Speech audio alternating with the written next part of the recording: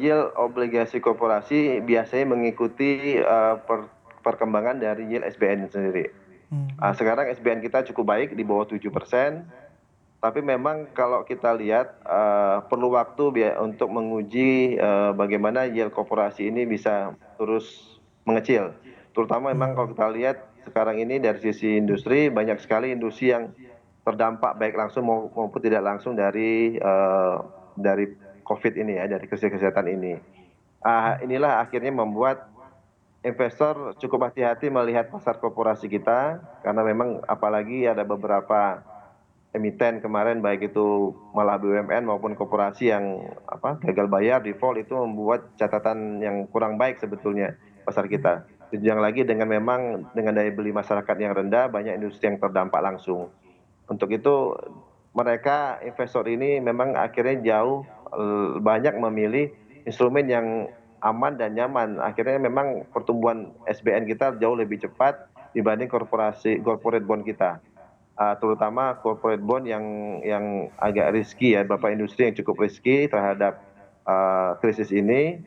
Cuma kalau saya lihat ada beberapa yang memang bisa survive, dia lebih bisa akan mengikuti yield yang terjadi di pasar SBN kita. SBN kita cukup baik pergerakan yieldnya, cukup terus akan membaik dengan likuiditas ini.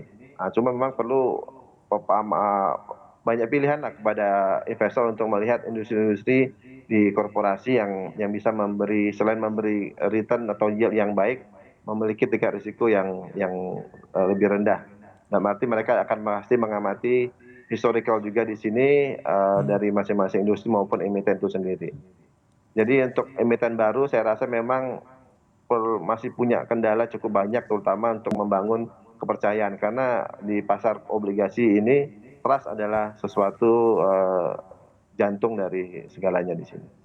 Berarti kemungkinan besar 2020 bahkan nanti sampai ke 2021 korporasi sepertinya sedikit holding back ya Pak. Mungkin sangat-sangat cautious sebelum mereka berpikir untuk bisa menerbitkan obligasi. Jadinya akan seberapa flatis Pak penerbitan obligasi korporasi sisa tahun kemudian nanti masuk tahun bisnis 2021? Ya, kalau kita lihat semester kemarin penurunan penerbitan obligasi korporat kita cukup terlihat cukup signifikan ya. Cuma semester 2 ini saya lihat beberapa emiten sudah mulai aktif kembali untuk menggalang dana di masyarakat, menggalang di pasar, terutama dengan apalagi yield SBN kita yang terus membaik.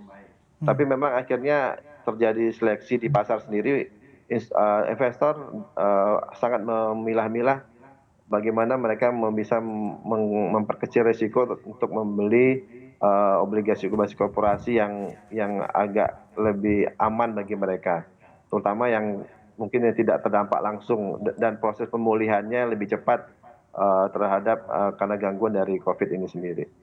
Baik, sebagai